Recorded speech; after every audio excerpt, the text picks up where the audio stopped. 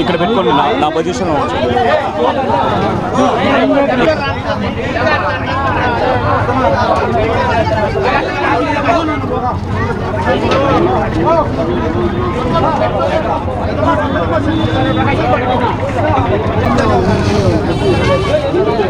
అయిపోతే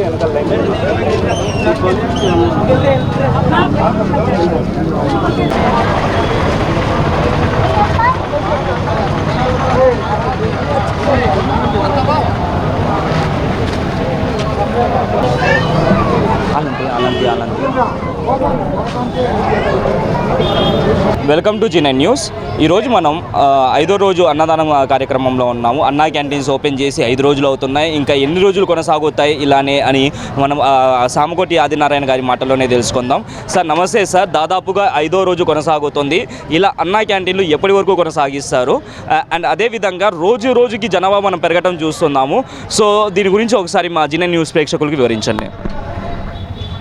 మాజీ ముఖ్యమంత్రి వర్యులు తెలుగుదేశం పార్టీ వ్యవస్థాపకులు స్వర్గీయ నందమూరి తారక రామారావు గారు కూడు గుడ్డ నీడ అనే నినాదంతో పార్టీని స్థాపించినాడు.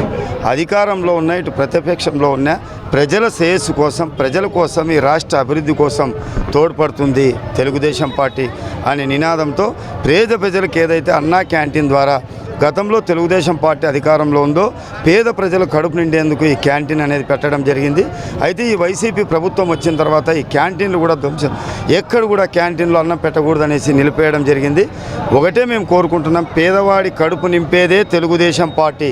పేదవాడి కడుపు కొట్టే పార్టీ ఏదైనా ఉందంటే అది వైఎస్ఆర్సీపీ పార్టీ. ఇప్పుడు మనతో పాటు రాష్ట్ర ముస్లిం మైనార్టీ కార్యదర్శి మొహమ్మద్ రఫీ గారు మనతో పాటు ఉన్నారు. ఆయన మాటల్లో ఈ అన్నా క్యాంటీన్ల గురించి తెలుసుకుందాం.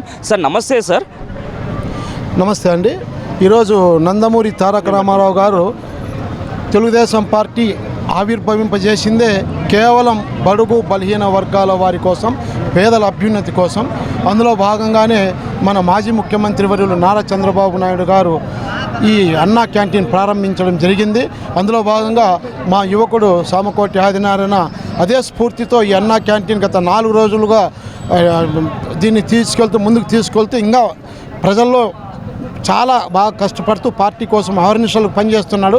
నేను మా తెలుగుదేశం పార్టీ రాష్ట్ర మైనారిటీ తరపున అతనికి ప్రత్యేక కృతజ్ఞతలు తెలుపుతున్నాను. ఇలాగే ఈ నిత్యాన్నదానం కొనసాగాలి. ఈ పేదల ప్రజలకు నిత్యము అన్నం 3 పూట్లు అందాలనేటువంటి ఉద్దేశంతోనే అది చేస్తున్నాడు కాబట్టి నేను అభినందిస్తున్నాను. మనం చూసుకుంటున్నాం, ఒక పెద్ద లైనే ఉందని చెప్పుకోవచ్చు. పుట్టపర్తి లాంటి ఒక చిన్న టౌన్లో ఇంత పెద్ద లైన్ ఉండటం మామూలు విషయం కాదు. సో అన్నా క్యాంటీన్ల గురించి ఏమనుకుంటున్నారో ఇక్కడ ఉన్న స్థానికుల గురించి అడుగుదాము, మాటల్లోనే తెలుసుకుందాం. సార్ నమస్తే సార్. సార్ అన్నా క్యాంటీన్ల గురించి మీరు ఏమనుకుంటున్నారు? అంత సంతోషంగా ఉంది, బాగా పెడుతున్నారు, అన్ని సంతోషంగా ఉన్నది కాబట్టి బాగా పనిచేస్తున్నారు. సార్ అన్నా క్యాంటీన్ల గురించి ఏమనుకుంటున్నారు ఒకసారి మీ మాటలో చెప్పండి. మహానుభావుడు ఎన్టీ రామారావు గారు ఎంతో పుణ్యం కట్టుకున్నాడు పేదల కోసం, కడుపు నిండా అన్నం పెట్టాలని. అట్లా దాన్ని ఈ వైఎస్ఆర్ ప్రభుత్వం వచ్చిన తర్వాత సర్వనాశనం అయిపోయింది అన్నా క్యాంటీన్. అదే భోజనమే ఈనాడు మహానుభావుడు ఎంతో పుణ్యం కట్టుకోవాలా, 10 మందికి అన్నం పెడితే మనకు ఎంతో భగవంతుడు సాయం అవుతాడని అన్నా క్యాంటీన్ ఓపెన్ చేసి అన్నా క్యాంటీన్ నడుపుతున్నాడు మన సామకోటి ఆదినారాయణ అన్న గారు. నేనొక నిజం, జరిగే యథార్థాల అగ్ని పర్వతం, జననం మరణం మధ్య జరిగే నాటకానికి నేనే సాక్షిని.